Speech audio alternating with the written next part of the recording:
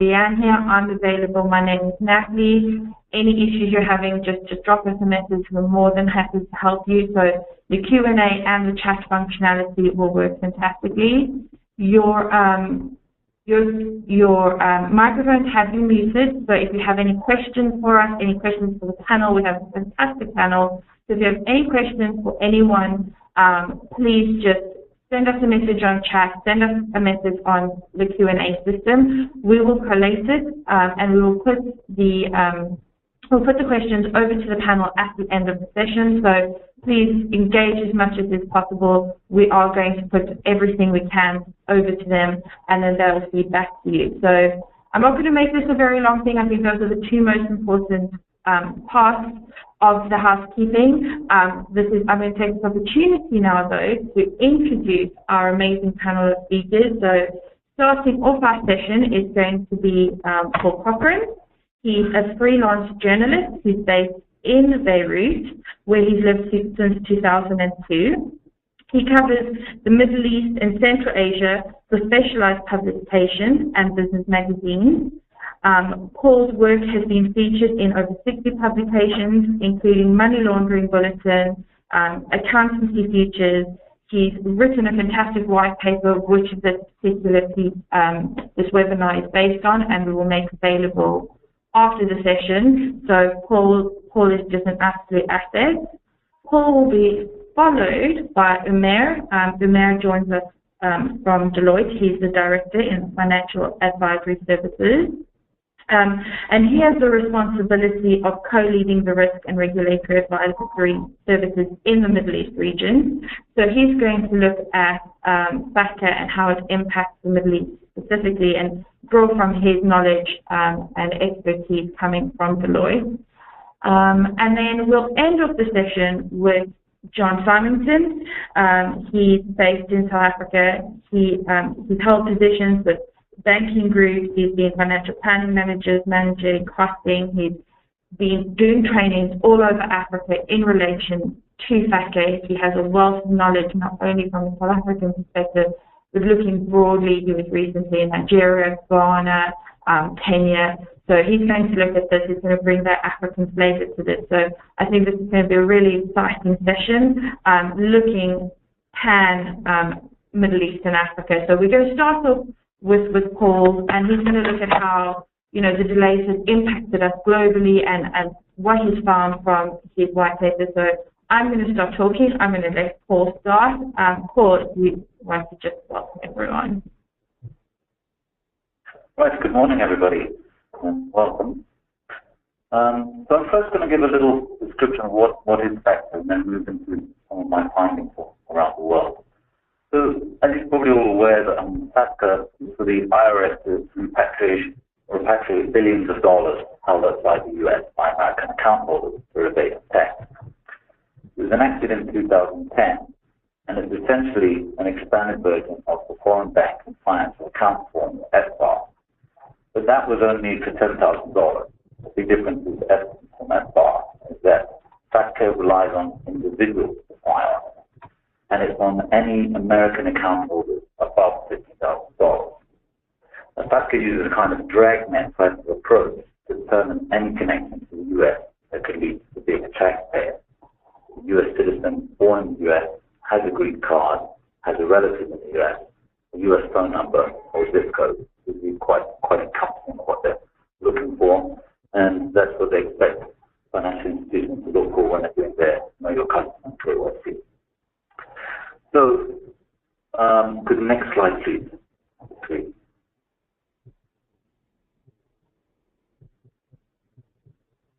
The FATCA has been delayed multiple times until it was passed by Congress in 2010. The final regulations were released this year in January, but on the 12th of July, the IRS decided to delay again. Now, the withholding of 30% on certain payments that was to begin at the start of 2014 been delayed to the 1st of July 2014 as a grandfathering obligation.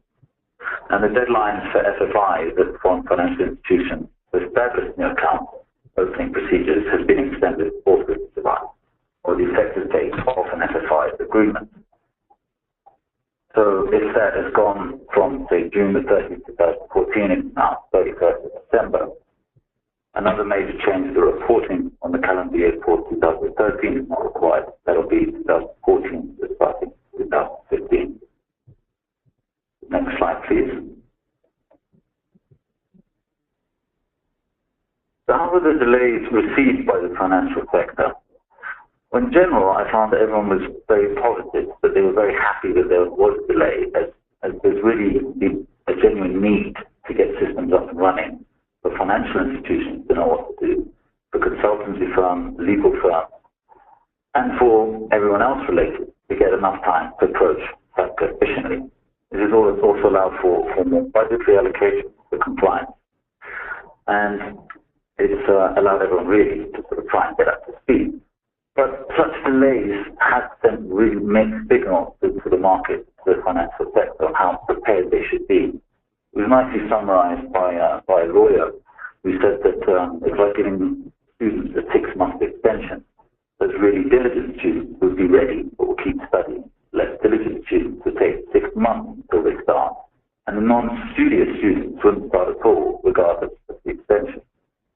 And we're seeing this in particular with regard to institutional size. Large institutions are preparing, they're generally pretty well developed along the line, and foreign parent institutions are often pushing that. But when we come to smaller and medium-sized enterprises, this is where there's not such compliance. It's partly to do with the size of an institution, it's involving the money involved, and also institutions are saying, well, it's been delayed again. I'm not going to start right yet. But it's a good idea to start doing it now, though. Part of the problem has been the actual legislation and its impact. There's also the issue of IGAs, which I'll come to more in a minute. And the problem is really that FATCA is being pushed by the United States. It's not through a local jurisdiction. We don't have the same kind of governmental machinery around it that explains FATCA to the industry if it's local legislation. And so some institutions are feeling that they don't have, the right local support or the right people to go to discuss those issues. But really, it's the IGA which have been a major factor. And so far, there's just been 9 signed between the United States and jurisdictions. So there are quite a lot of issues still to be ironed out, brought into legislation. The issues of cross-jurisdictional compliance that are still being ironed out. And the real key to driving everything forward is the IGA. As you see here, FATCA readiness really varies across jurisdictions. So North America is clearly on the ball because it's still issuing it. But following there, it's Britain is the most advanced, followed by the Channel Islands and Western Europe. And as you head eastward, generally not as much awareness. You head south into Africa, there's a somewhat similar story, and we'll find out more about Africa later. There are exceptions. Singapore is on board, as are the Philippines and South Korea. And this is something where sort of notice where there are quite a high percentage of dual citizens, so US or say South Korean or US Lebanese citizens. There's a lot more adoption in countries with a lot of dual citizens and also historical links. And if you look at like the Middle East in particular, where a lot of the currencies are pegged to the US dollar, there are quite a lot of dual citizens, people doing business in the United States, and money, of course, going to the United States.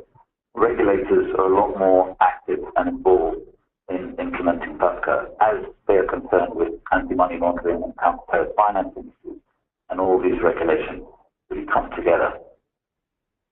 If I could have the next slide, please. But a lot of the world is really holding their breath to see what China does, whether it links to Model 1 or Model 2 IGA. And as you know, China is regionally and globally massively important. And there are signs that in Hong Kong, that the Hong Kong Authority is going to sign an IGA separately from China. And it recently passed a resolution to negotiate that on tax information.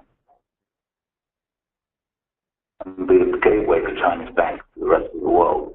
But then we also need to see what China will do, whether it's going to link a Model 1 or Model 2 IGA. There still hasn't been a lot of clarity from EU jurisdictions. But China looks like it will probably sign a Model 1 IGA. And for Chinese financial institutions, it really will be the inkling of an idea that's going to really kickstart that compliance in China. And I think if that happens, we'll see a flow of activity in the Far East and in other regions as well. But within China, as in within many jurisdictions, there's a big debate going on about how best to apply, what model to go for. And it's very indicative of the approach to legislation, the regime. So firstly, though, people are looking at understanding the regime, and that requires translation of the 500-page FATCA document. And an issue with that, and what has also caused delays, is that the US didn't provide any translation. So it's been had to translate into Chinese, it has been agreed upon, and that's been the same in German, Spanish, and other languages. So you could have the next slide. Now, Model 1 IGA is where financial institutions do not report to the IRS directly, but to their government, and then provide the information to the United States. Model 2 is where the FFI reports to the jurisdiction for register and report, and then that's passed on to the IGA, to the IRS. Sorry. So far, 9 jurisdictions have signed. You can see there sort of orders: Denmark, Germany, Ireland, Mexico, Norway, Spain, UK, and they're treated as having an IGA in effect by the US President. The next slide, please.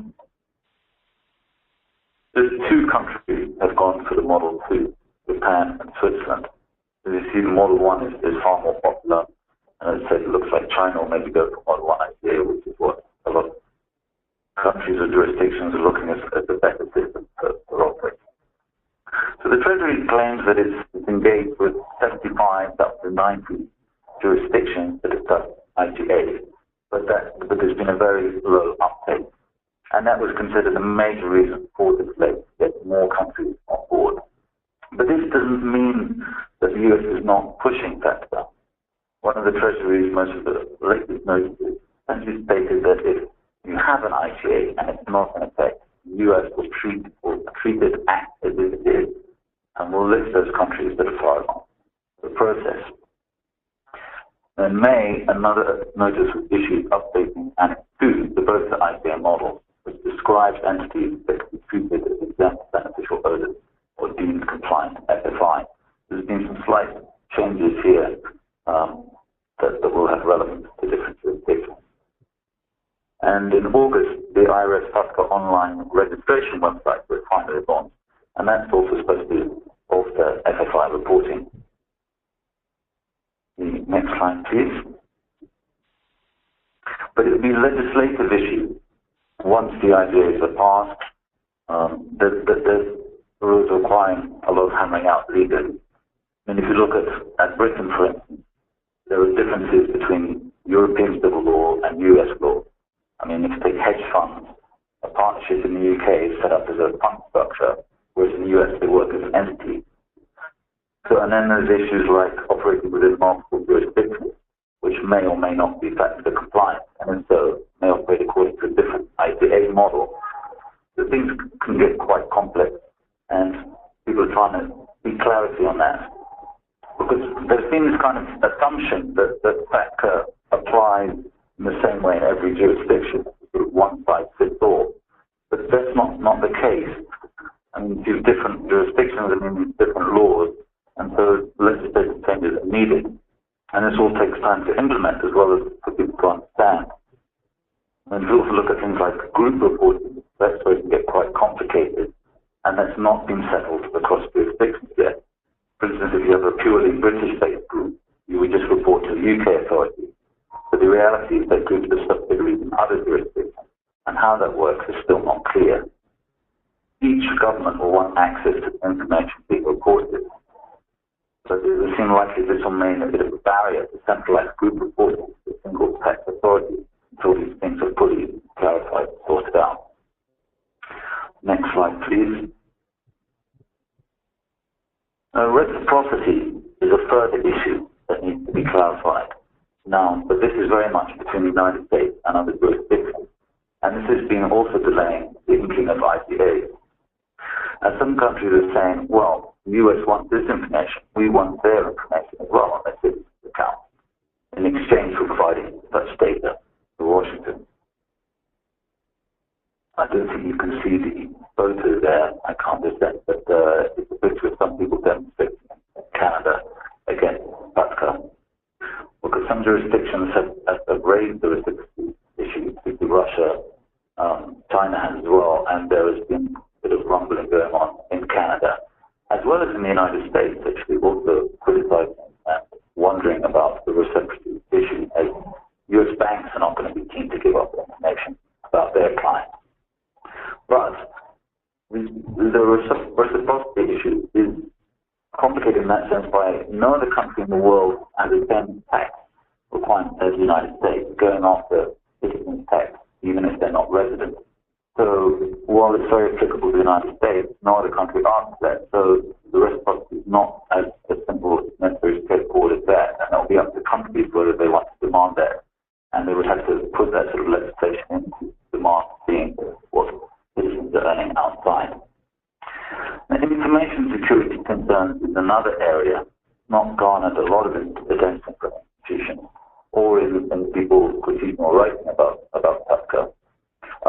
But there's actually nothing on security protection of data in the FATCA regulation. And this may become a bone of contention on the issue as people assess the fallout from a lot of the NSA surveillance scandal that emerged early this year. But in general, the industry is viewing FATCA really as a kind of done deal, and it will be going into effect next year. And that's also because so many institutions, others have spent a lot of time and money getting FATCA compliant. So, next slide, please. So there's next slide again. So keep calm and FATCA. And on to the next one.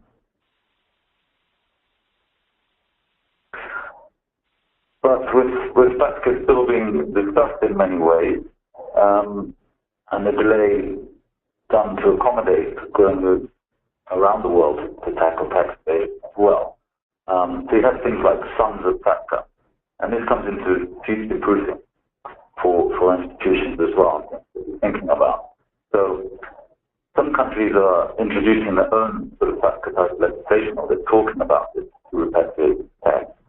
And there are also big efforts underway between the OECD and the Council of Europe Multilateral Convention on Mutual Administrative Assistance for Tax Matters. And then in February this year, the OECD Financial Action Task Force recommended that tax crimes be added to the list of predicate offences for money laundering that ties into the upcoming OECD convention. But what institutions are sort of looking at is like this extra 6 months delay is going to be able to see what the OECD comes up with and what other countries might come up with before hitting the sort of go button in 2014 on FATCA. It's a good idea to sort of future-proof as an institution of what might become very much a global thing of ending tax evasion and allowing countries to go after that tax. So this can be borne in mind with things like the next track, please. Know your customer and the forms, and the FATCA 8966 report form can work quite well as a support for other issues in the short term and the long term, and asking people about whether they're US citizens and not, and then maybe other nationalities and other information. But as we move forward, a lot of legislation is still being discussed, a lot of countries looking at who's going to sign an IPA, what kind of IPA, and when. And China will be very much key to that, as will Russia and other jurisdictions in South America and Africa. But for now, it looks like it will happen in 2014, unless there are going to be more delays. So, thanks very much. Thank you very much, Paul. I think that was really informative and kind of created a very good overview of what we're going to look at when we now look at the Middle East perspective, and then obviously move over to the African perspective. So I'm going to hand over to Umair, and he's going to present the Middle Eastern perspective. So let's take a look at that. Thanks, Umair. Perfect. Just want to make sure everyone can hear me okay. So Natalie, is my voice clear to you? Yes, your voice is absolutely clear. Thank you, Umair. Perfect. Thanks. So, in essence, just looking at the slides, I mean, building on what Paul was saying, FATCA is really about information sharing, and the US is really trying to push organizations and countries in some instances to comply with their request for information. And in the sense that the way they will be enforcing it is whereby they will be applying a certain amount of withholding on transactions with the US. And the risk here is that if you choose not to do business with the US, which, given what Paul was saying, and also thinking about the Middle East and a lot of the countries in Africa where your foreign reserves are in dollars, and a lot of countries tend to place money in the US, it will become increasingly difficult to do that. And even if you choose not to do business with the US and you take up transactions with any other FATCA compliant jurisdictions such as the UK, there are similar withholding issues. But what's more important to note is that the risk of non-compliance is not really the withholding, but more so the ceasing or termination of counterparty relationships that FATCA compliant institutions have currently with non-FATCA compliant institutions.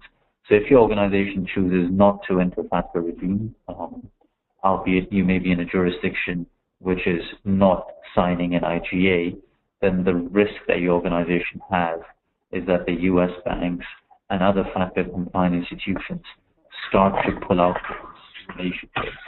Now, based on the assumption that we do decide to comply, I want to focus a bit on what are the different aspects of FATCA and how you can really look to leverage your existing AML KYC framework to help you bolt on FATCA onto your AML KYC framework. Oftentimes, organizations that do not have strong or robust AML KYC frameworks are the ones that seem to struggle with complying with FATCA, as a lot of the requirements of FATCA can actually leverage what you currently have in AML KYC framework, and if that is missing or that is weak, then compliance with FATCA does become a lot more challenging. Now, if we think about the 4 main aspects in terms of new customer onboarding, existing customer remediation, monitoring, and reporting, the most important ones in terms of priority over the next year or so is certainly the new customer onboarding and the customer remediation. And those are the 2 areas where I look to focus a bit of my presentation on. So thinking about the new customer onboarding, and as I was saying earlier, your existing AML KYC framework is fundamental to the success of FATCA's implementation at your organization, in the sense that for new customers, it's all about capturing, retaining, and leveraging the data that you capture as part of account opening. And this would require changes to your existing policies and procedures, certain account forms. At the same time, the way this data is captured and stored in your system, so you need some additional data fields. Now, some organizations with legacy systems may have capacity constraints, whereby they cannot add additional data fields to their databases. So for some of these organizations, perhaps an interim solution around using the likes of Excel or other types of Excel sheets that you can use to store or capture data. But ultimately, the objective is that your forms need to ask more questions.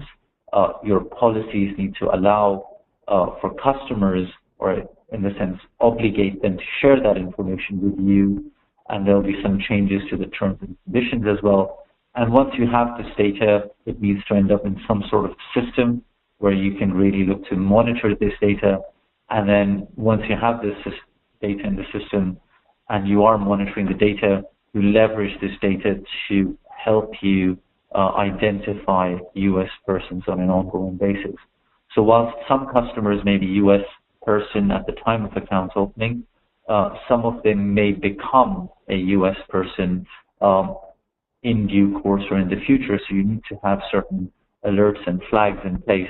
And it's very important that communication is at the heart of your FATCA initiative, because otherwise your branch personnel or your back office or even your customers may not fully appreciate or understand why your organization is complying with FATCA in the way that you know. So moving on from new customers, we then think about existing customer remediation. Now, this has been perhaps the most, or this will be perhaps the most painful part of the exercise. And even though it's a one-off, it will be quite time-consuming and resource-draining, simply because to revisit legacy data is something that a lot of organizations struggle with. And our thoughts were that a lot of the indicia upon which you're going to be classifying people as U.S. or non-U.S. currently does exist in some shape or form within your organization. So if we think about the nationality, ideally this should be something that has already been captured in your system. And if not, then certainly at the time of account opening, there may be a passport copy or an ID copy that the customer is getting, so there would be something there in a physical file. Then thinking about place of birth, now this is something that perhaps you may or may not be capturing in the system, but in the physical file, it's something which would exist along with the ID. I'm yet to see an ID which does not capture the place of birth. Certainly in this part of the world, most IDs do capture the place of birth.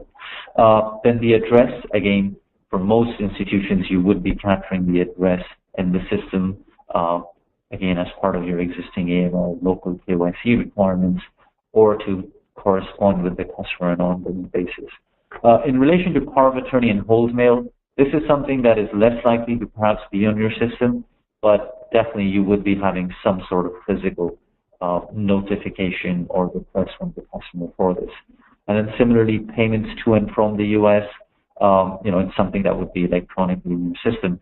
I'm not sure why the tick boxes and the question marks have kind of moved up, but they are actually meant to align with each of the indicia. But in a nutshell, what all of this does mean is that you will need to enhance your processes to capture additional documents and pieces of data from the customers, as well as confirmations from your counterparties.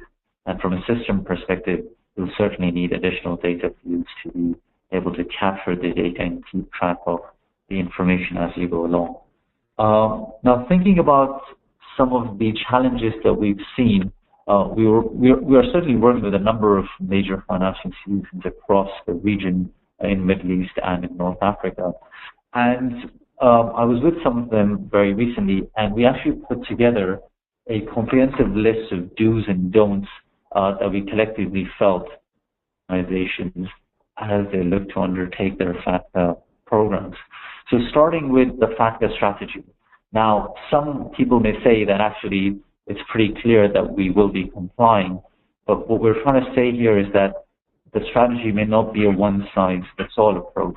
Because organizations have presence in multiple jurisdictions, and some of their presence may be in jurisdictions which is FATCA Model 1 or Model 2, or perhaps even in a jurisdiction which is not very FATCA friendly. So you need to be very clear on what your FATCA compliance strategy is, and it needs to be articulated across your organization. So senior management, as well as the heads of different departments, are all aligned in terms of the way the organization will be complying with FATCA. And then moving on from that, the tone really needs to be set at the top, whereby senior management are very committed to the strategy for complying with FATCA, and this is something that is periodically reinforced through regular communications across the organization. Because in essence, FATCA compliance is really a change initiative. And as we know, a lot of change programs tend to see a lot of resistance initially, but in the end, it's very important that senior management continue to reinforce the reasons why they're complying and the help and support they need from the different stakeholders in the organization. Clear governance model. So in the sense that once you have the strategy and the commitment, it's very important that you clearly understand who is responsible for what. In most organizations, compliance seems to be given the buck for complying with FATCA. But if you really think about it, a lot of the changes are happening at the systems and process level. So IT and operations need to be really on board, and there needs to be a clear governance model with a PMO executing the project, because this is something which actually runs across your entire organization and not just a select few departments. So it's very important that you have a proper governance model in place. And at the same time, thinking about the cross-functional participation, IT on their own will not be able to implement FATCA. Operations on their own or compliance on their own are not able to implement FATCA. So it is really important that all the different functions really work collaboratively with a view to helping the organization to become FATCA compliant within the timeline set by the US. And then finally, staying very, very focused on the objective. Ultimately, FATCA is about reporting. A lot of the times people tend to get caught up in the nitty-gritty, all the nth degree permutations, etc. The objective is you need to report information, and keeping that in mind, you need to understand where this information sits, how do you capture this information, how do you consolidate the information, and then ultimately how do you report the information. The objective of FATCA is not withholding. I've had many discussions with representatives from the U.S. Treasury who on several instances have said the purpose of FATCA is to report, not to withhold. At the IRS conference this year, the Deputy Attorney Musher from IRS said the U.S. government would be really happy if there are $0 from withholding. That means if everybody's reporting information, then there is no withholding, and that is our objective. In terms of the don'ts, don't be in denial. A lot of organizations initially were very skeptical about FATCA. They felt that it will go away, it will drop away on its own. But as we can see with more and more countries signing up to the IGAs, FATCA doesn't certainly seem to be going away anytime. And as Paul was saying, we're already starting to see the sons of FATCA.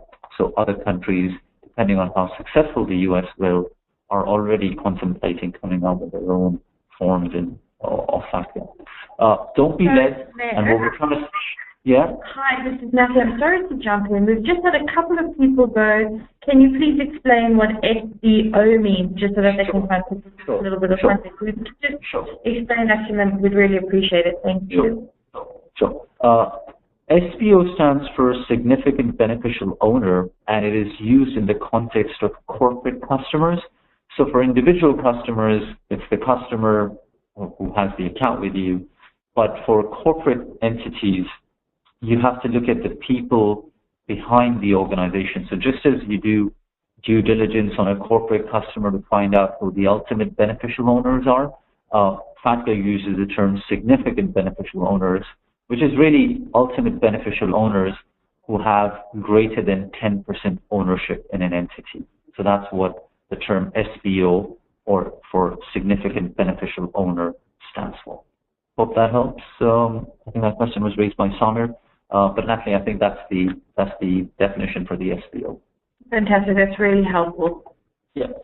So coming back to the challenges, as I said, don't be in denial. So FATCA is definitely happening, but don't be led. And what we're trying to say, don't be led here, is that don't wait to see what others do, or don't wait too long if you're expecting something from your regulator. Because at the end of the day, each organization is on its own, and each organization has certain risks when it comes to counterparties in the US. So if you prefer to wait, then you may find yourself in a state of panic, and you don't want to be waiting too long. So that's what we meant by, don't be led. Really evaluate your own risks in terms of FATCA compliance, and then act rather than waiting to see what others are doing. Then don't oversimplify. Now, what we mean by here is when I say the objective of FATCA is reporting, and ultimately you need to find the information and report it, well, that's quite a simplistic view of it, but the real challenge just start to come up when you actually go and start to dig for this data, or start to ask customers, or start to make changes. So that's when you realize that actually the devil is in the detail. So whilst you may understand FATCA, the concept of reporting, you don't want to oversimplify it, and at the same time you don't want to overcomplicate it. And this is where I think sometimes consultants get a bit of grief from clients because they feel that perhaps we are overcomplicating FATCA.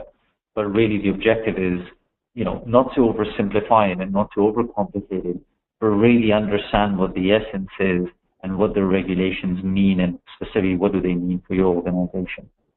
And then finally, don't hold your breath, in the sense that miracles in terms of FATCA are highly unlikely to happen.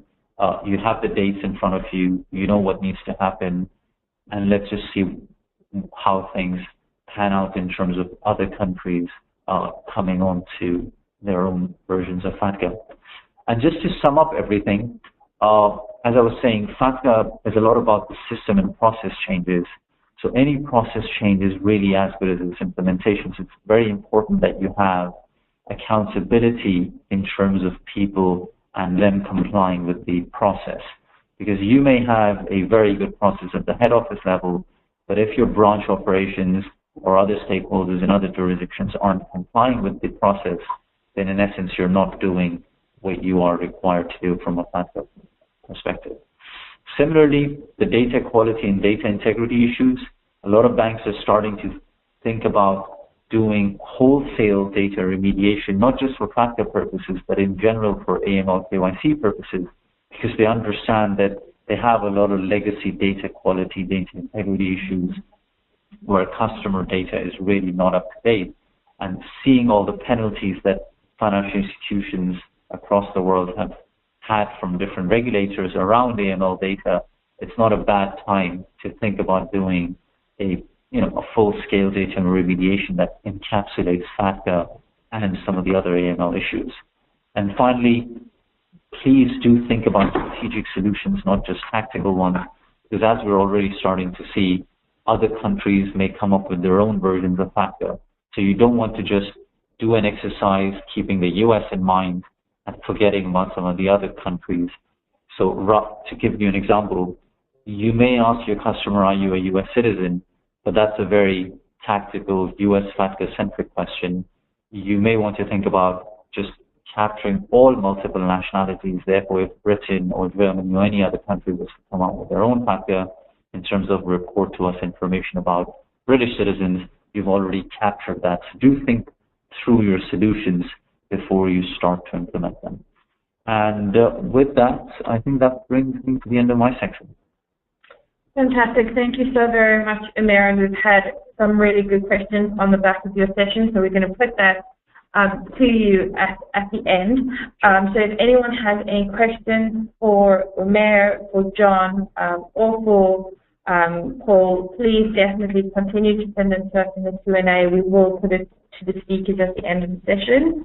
I'm not going to talk any longer than that. I'm going to hand over to Paul, who's going to I apologize to John, who's going to discuss FATCA and what the delays mean from an African perspective. Thank you so very much, John. I'm going to just quickly hand over the presentation to you. Thanks, Natalie, and thank you for the opportunity to talk.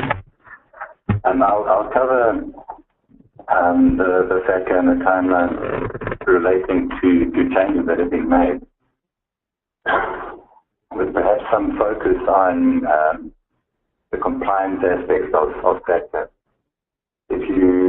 Those of you that have been involved in AML implementations and challenges and processes over the years, there could be some parallel challenges here, specifically relating to the likes of how you maintain the due diligence that you do. Is it electronic? Is it paper?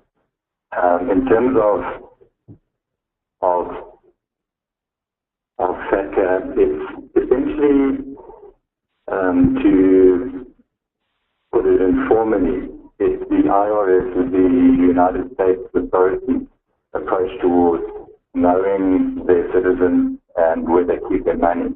It's essentially their KYC policy.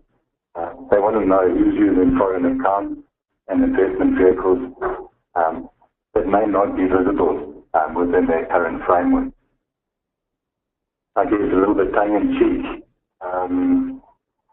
and I'll make no reference to any country or even perhaps golf players in this, to what the authorities are looking for are those accounts where there may be investments in foreign financial institutions, and perhaps underpaid.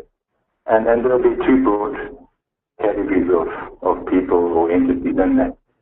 Those that are unaware of their status and filing or reporting obligations in terms of the United States framework, and others who will be consciously evading their tax obligations within the USA tax requirements. In general, what this FATCA reporting framework is trying to do is generate reporting, firstly reporting. So the U.S. authorities are looking for information relating to U.S. persons. And I guess the price that will be paid if you don't participate within the FATCA initiative is that you then have a withholding tax. And as you've seen, that the percent is pretty significant. So in essence, the Hire Act has been enacted, and the foreign financial institutions, and I have some experience of that in Africa, are required to identify U.S. persons, create a due diligence framework, report against that, and they're looking for those Americans that perhaps have money overseas in various contexts. All right, 2010 implementation with a phase-in. From my own perspective, whenever implementation deadlines are extended, I normally say, thank you for that. And the reaction of people across Africa has been really quite positive. There's a tendency in a number of countries in the Africa region to perhaps start with the detailed analysis and interpretation of what that means at a country or an individual institution level quite late.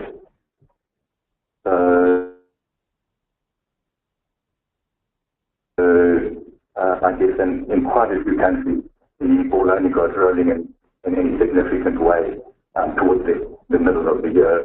And now quite a few countries have a good handle on it, but there's quite a long way to go, in my understanding, in putting together a intergovernmental agreement in 98, whether that be a model 1 or 2.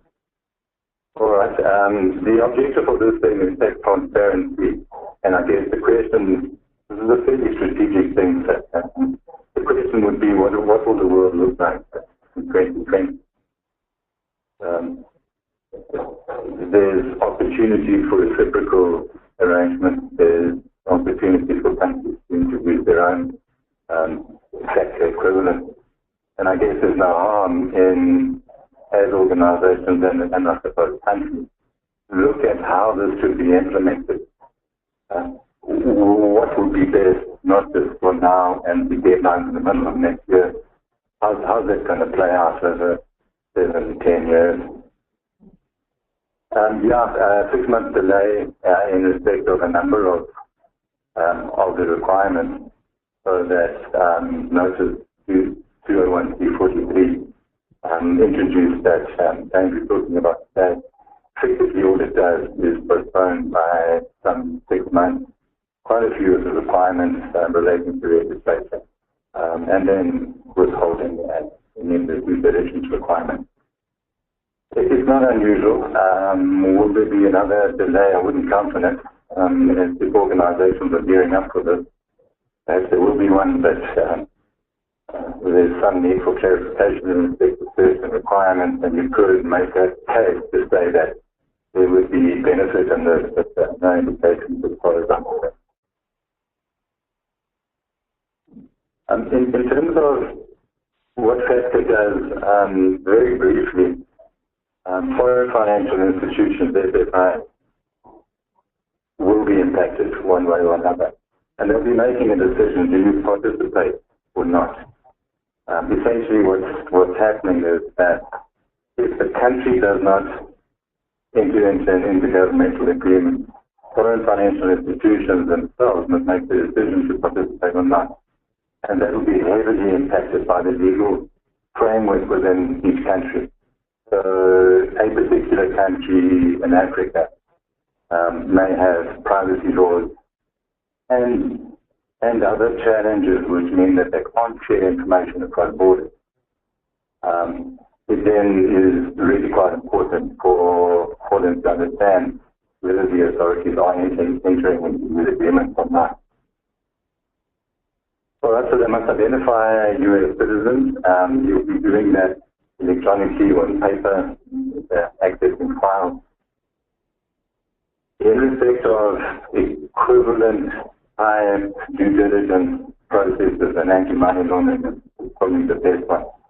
The reality is that many institutions did their due diligence and it was in paper with a limited amount of electronic enablement in that.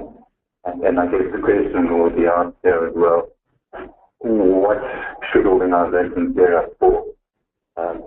In terms of how that will play out, it will be quite significantly impacted by the amount of clarity you get from the regulations or any guidance that will go with that. Once organizations know where they stand and what the system requirements are, or paper requirements are, you can react to that and hopefully there'll be developments in that regard. This also impacts foreign unlisted companies or partnerships with significant U.S. ownership. This is where there's quite a big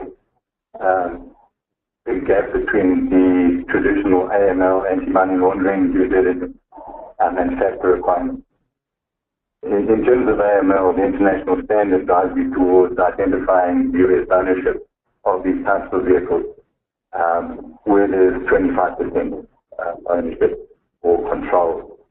10% is a significant change in that. And if you were to ask the question, is FATCA simply an extension of existing anti-money laundering or CTF requirements, counter-terrorist financing requirements? There are quite a few differences, and I guess it would be impressive if you could use your AML process unchanged. This will also be impacted by whether there's an intergovernmental agreement, which may result in a country negotiating a percentage which would be appropriate to them. This has already been done in some of the existing IGA intergovernmental agreements. The foreign financial institutions will need to enter into an agreement with IRS, and the shape of that will be dependent on the intergovernmental agreement as we spoke about. Applying due diligence procedures will depend on the nature of the accounts in question. We'll do different things for existing accounts and new accounts, and you've got some timeline for that. There's not a lot of time between now and when these requirements are brought into effect. If you have 6 months to make a system change or look at the due diligence requirements, it's pretty much around the corner. Although the 6 months that have already been given are normally gratefully accepted by the financial institutions in question. To put some information, the authorities, the American authorities may ask for information, and this will be coordinated via the home country authority if an intergovernmental agreement is in place. My take on this is that none of the countries in Africa that I've seen are on the verge of signing in the extremely near future. The negotiations may be quite nicely advanced, but you can't always see that. If the indications from stakeholders in each of the respective jurisdictions is anything to go by, there's still quite a lot of ground to cover.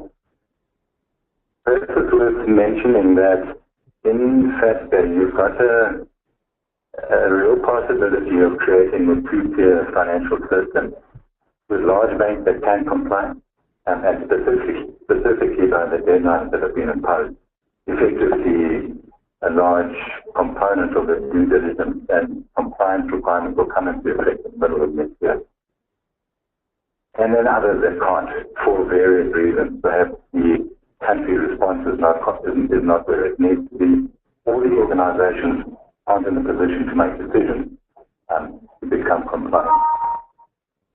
In respect of Africa, things do now seem to be moving quite quickly. And those decisions to comply or not comply perhaps are now the forefront in various organizations, especially the larger organizations in that jurisdiction. If you don't comply, it would depend on the profile of the organization in question. If you have very limited international business and perhaps a local bank with local clients, an organization with low value accounts might be exempted in certain cases. The impact is pretty minimal. As soon as you have an international profile, the decision needs to be made, and which way that goes will have an impact on how you view by the international community. Right. If you don't have many clients, you still need to check your client base. You need to do the due diligence. Is this thing an extension of AML or anti-money laundering or counter-terrorist financing? There's certainly aligned challenges, but it may not be that likely that all aspects of FATCA are going to be dealt with within those existing frameworks. If your country has signed an IGA, you will not need to enter into a separate agreement with the U.S. authorities. The intergovernmental agreement itself will apply. And there's not a lot of time to start registering for this since we've done during the first few months of 2014. The compliance process, there are challenges. FATCA itself is rules-based. And the compliance response that you put together needs to recognize this and deal with the due diligence record keeping. And there's training. There are a number of challenges that are different to the traditional challenges. Due diligence in respect of individuals is around pretty quickly to give you a flavor of how much work would be needed by 30 June 2014. Where you identify U.S. persons, U.S. account holders, through either a new account holder process or through indicia that you would electronically search, you would typically use Form W8 or W9 or an equivalent of that to indicate their status. You can obtain other documentary evidence that it must be along the lines of those two forms. Pre-existing and individual accounts, you can divide those two things into high value and other high value accounts, those with more than 1 million. You would need to do the due diligence within 1 year from the FFI agreement that entered into, or the implementation of the intergovernmental agreement. In respect of lower value accounts, about 50,000, I think we should only mention. You can do electronic searches on it, but you would need to be able to demonstrate that the due diligence you've done in that electronic search is adequate. You're looking for the indicia, and you would need an audit trail relating to how you dealt with those things. In respect of entity accounts, you would also need due diligence, which is along the same lines in terms of adequacy. Pre-existing accounts, you can do a private face search. So if you have indicators of entities that would be of significant U.S. control or ownership, you would then, on top of that, do the due diligence that's needed. In respect of those accounts below 250, you would have an exemption, $250,000. For example, in this, you can look at a standard industry code that would indicate that it's a specific type of financial institution. So you're indicating you're finding the indicia and then doing your due diligence on top of it. I won't go through dates in general, but just to perhaps highlight that there's not a lot of time. You can see on the right-hand side there, registrations already started.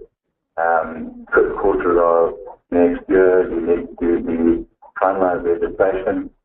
And then in the middle of the year, you can see all of the due diligence requirements. And towards the bottom of that screen, existing high-value individual accounts would need to be completed by the 1st of July 2015, and then all other accounts by the 1st of July 2015.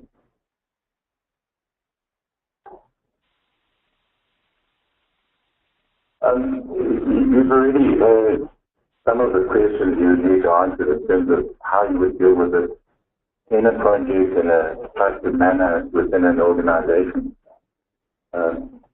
There's quite a lot to do, and there's quite a lot of change management. One of the things we perhaps underestimate in jurisdictions which are not based in Europe is the reaction people have to this kind of law.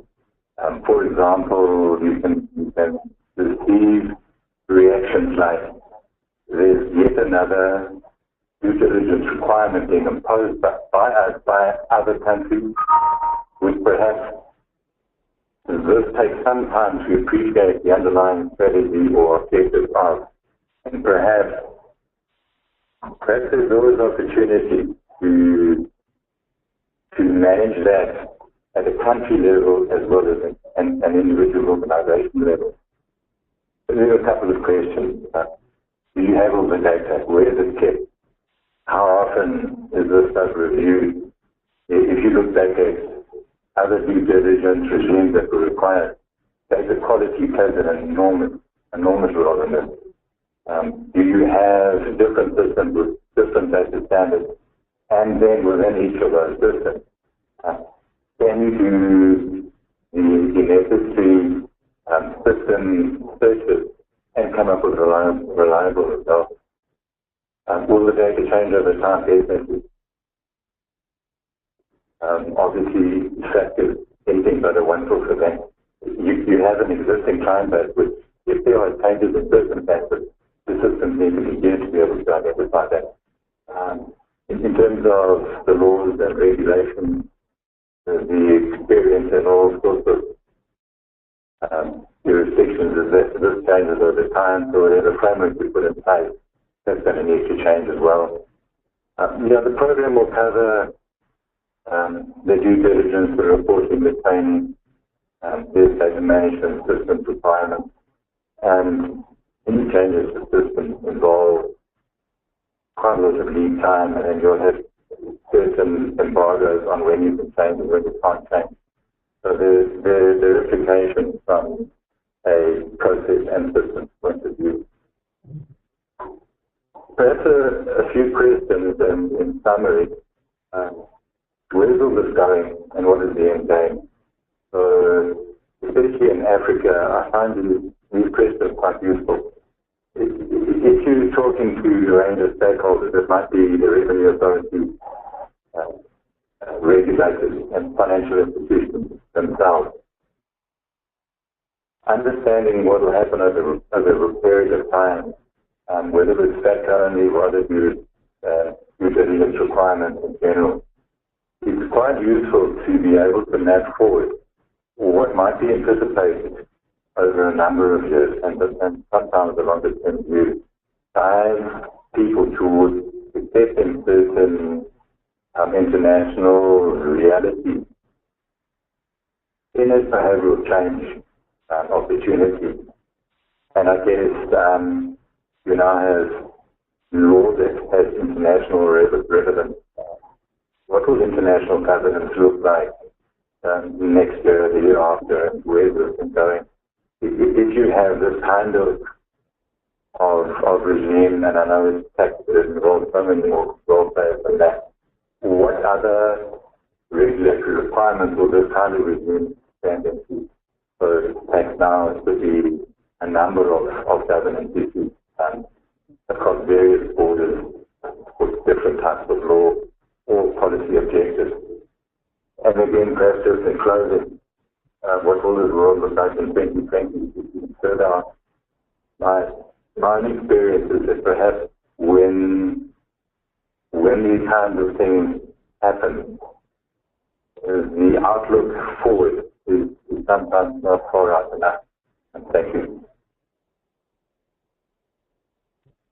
Thank you so very much.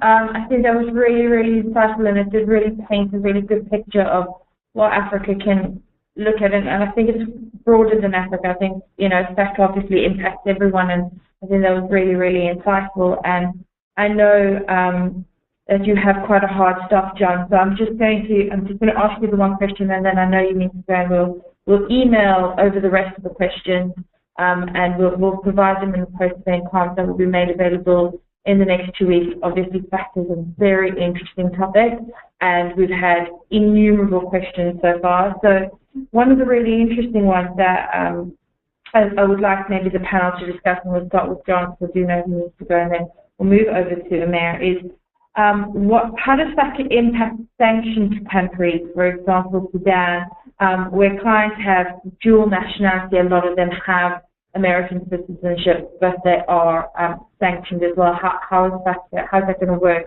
in relation to FATCA? I haven't visited any of the sanctioned countries. In terms of sanctions, obviously, if you do business with them in US dollars, you have a particular sanctions response. This overlaps directly with the CTF counter-terrorist financing or the sanctions, international sanctions regime. And you're extending that into FATCA. So the processes are quite similar, but you need to keep a database of information which is quite different. So what the countries have done for sanctions is not enough, and the database within which you keep any hits. For example, if you get sanctions hit, it will either be a confirmed hit or a match, which is a false positive. The same thing will apply within FATCA. But here you're looking at residency or US source income only. So it's different, whereas you can find names for sanctions people from various sources. You can't search against the database and say, right, I've now found all of the people that we think are listed in a FATCA regime. That applies to sanctions, but it doesn't apply to FATCA. You're using your own base and interactions with the client that you have to identify US person. Okay, I think that's really insightful. Umair, I don't know if there's anything you kind of want to add on the back of what John said.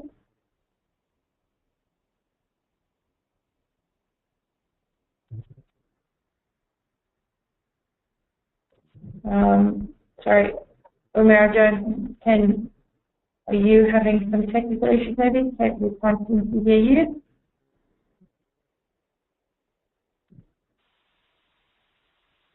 Okay, we seem to be having some technical issues. We can't really hear Umair. So I'd like to take this opportunity to say a huge thank you to Umair and to John, and to Paul as well. We're going to circulate the white paper. It's massively informative. We'll also put your questions. We've had maybe 10 or 15 questions. We will put the questions over to Umair and to Lloyd, over to John, and get their feedback where relevant. And then we'll distribute this as well as part of the post-event comms. Once again, a huge thank you, and I think this was very, very interesting. We will circulate the presentations after the recording, and we'll get as many of the questions answered by the panel as is humanly possible. So I'd like to say thank you again. I really do appreciate everyone's input. And look out for that email in a couple of weeks. Thank you. Okay, thanks everyone. Thank you. Thank you.